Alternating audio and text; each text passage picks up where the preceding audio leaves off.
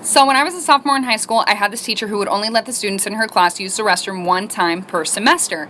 Well, one day I raised my hand and I was like, "Excuse me," I don't remember her name, "can I please use the restroom?" And she was like, "No, you can't because you've already used the restroom in my class this semester."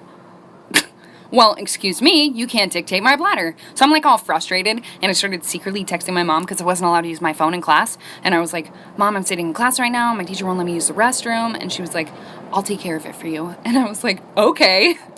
So like 5 minutes goes by, and all of a sudden my teacher's phone starts ringing, and she walks up to it and answers it, and she's like, "Hello?" "Yeah." "Okay, thank you." And then she walks up to me like so angry, and she like slams the pass on my desk, and she was like, "Since you have to go that bad." And I was like, "Yeah, I really do, thanks." And I got up and left. I didn't even have to go to the bathroom. It was just the principle of it. I just roamed the halls. Story time. My toxic best friend outed me to the entire school. So one day, one of my best friends from a neighboring school decided to move to my school, and she was extremely upset because her best friend over there came out as bi. So I ended up using this as an opportunity to come out bi as well. And she was like, "Well, it's okay for you. I just got really close to her." We'll call the girl Becky because no one likes a Becky. And we can call her friend Heather. So fast forward to after the situation had calmed down, we decided to all go prom dress shopping. So Heather and I were talking and we really hit it off. And I think Becky legitimately forgot about our sexuality because we were all talking about how much we have in common, and we brought that up as well. She just looked at us and was like, "Oh, I forgot about that." And she just shrugged it off. But we continued to hang out for a few weeks. One of these weekends, we all went to church together, and the sermon was about how God accepts you no matter what your sexuality is. But of course, Becky turns around to us and says that Heather and I could never date because it would F everything up. Later that day, Heather actually ended up admitting that she had feelings for me, and this is when Becky lost it. Stay tuned for part 2 of my toxic best friend outing me to the entire school. So at the beach later that day, Heather and I decided to tell Becky how we felt. She freaked and wouldn't talk to us and locked herself in the bathroom. And we had to tell her that it's fine, we won't date, just so she would let herself out. I thought she was being entirely selfish, not wanting her best friends to be happy. And then she literally took my phone and went through all of our texts together. She woke up the next day all ready for Heather and I to be together and completely apologized. And then when we went to the mall that day, she walked away from us to go look at the hot guys, but then turned around and got pissed at us for falling behind. And this is why she said she didn't want us to date, yet we weren't even dating. She said she felt like she was gonna have to choose between Heather and I because of the whole situation, and I guess she just picked me. Becky became extremely codependent and didn't want to leave my side. She was pissed if I spent time with anyone else and basically forced Heather out of my life. I ended up running into Heather and inviting her to my 18th birthday, and this is when Becky had her massive breakdown. At my birthday, she outed me to everyone at the party, my mom, and Heather.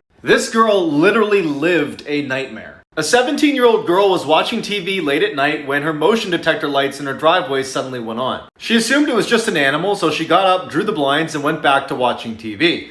Then a little bit later, it happened again. Before she could even react, she looks over and clearly makes out a silhouette of a person right behind the blinds who starts banging aggressively on the window. The girl stands up and goes, "I'm gonna call the cops!" And the figure stops for just a second, sprints to the side door and starts pounding even louder on that, screaming incoherently. The girl runs to the bathroom, barricades herself inside while she waits for the police, and then her worst nightmares come true. She hears glass shatter in the other room. After a few minutes of silence, she opens her door just a crack to get a peek outside, and standing in her living room next to a broken window is some crazy old woman who looks over at her and starts sprinting toward her. The lady comes smashing into the door and starts wailing on it until the police arrive and take her away. She was a lunatic. This is why you never go to the well on your own.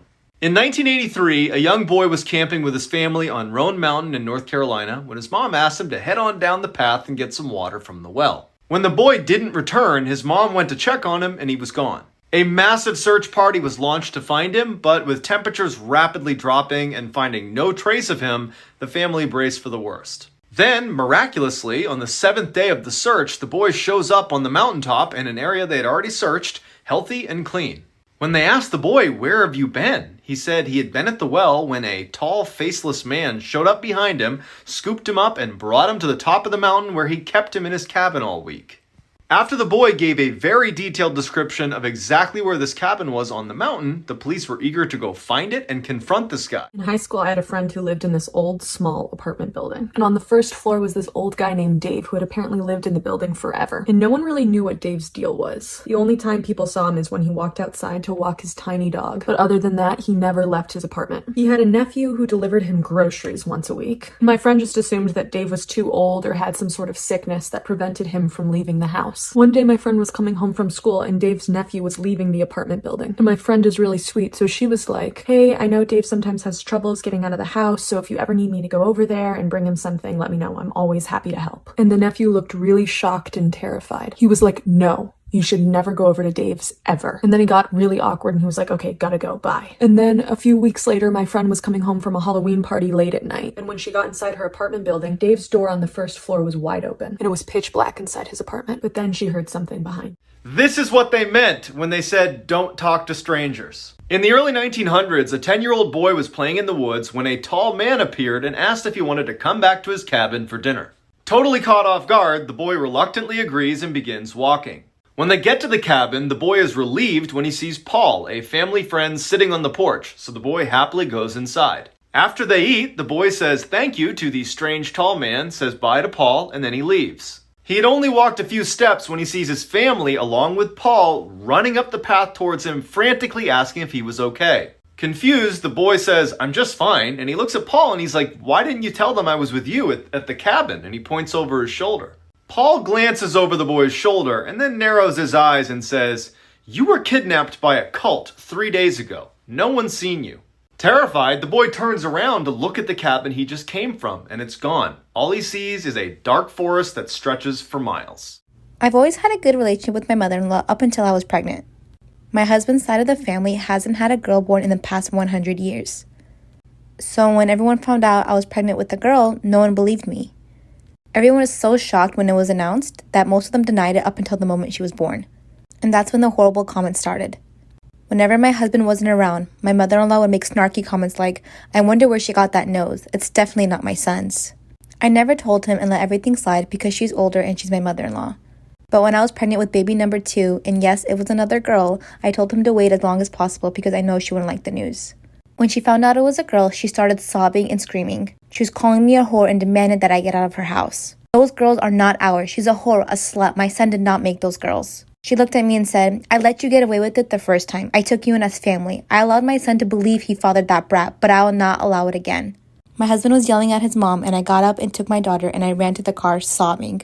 So when I was getting ready for school one day, I picked up some lotion and was going to put it on my face. It looked a little weird, but I figured my mom bought me some new lotion. So when I got to school, everyone was staring at me, but I didn't know why. I see my friend Zion and I asked him, "Yo, why is everyone staring at me?" "It might be because of your face. I ain't never seen your face that smooth." "My face is smooth? What the heck is he talking about?" So I went to the bathroom to see what he was talking about. Woo, my face is smooth. It must be that new lotion. So I went back outside smiling because my face is smooth. All of a sudden, Brayden comes up to me and smacks a piece of paper on my face. "Oh, everyone, Desmond's wearing makeup." I didn't know it was makeup. I didn't know. I thought it was lotion. What more do you want from me? Stop it. I was in class on Zoom. I wanted to go to sleep, honestly, because when I'm tired, I go to sleep. I end up falling asleep and then class ends and everyone starts leaving the class except me because I was in a whole other universe at this point. I was dreaming, I was flying. At this point, me and the teacher are alone in the call. This is the best part. Then the teacher starts talking to me and he's like, "Samantha, wake up. Samantha, please. Samantha, you have another class." He woke me up, but I was half awake, so I didn't really know what was going on. So I thought it was my brother waking me up, and I straight up yelled. I was like, "Shut up, you fat booger." And so then I realized, oh shit, I just called my teacher a fat booger. And now he scheduled a parent conference. I'm going on Monday, so I'm really excited. My husband and I were expecting our first daughter, and he suggested the name Tiffany, and I fell in love. When I asked what made him pick it, he said he saw it in a movie. I didn't think much of it, and so a couple weeks later, I called my sister-in-law to let her know we're going to name our daughter Tiffany. She was super surprised because she said she never wanted to name her child after her husband's high school girlfriend. I was really confused, but then she told me that they were together from sophomore year of high school to junior year of college. I knew he had a long-term relationship, but I never knew the girl's name.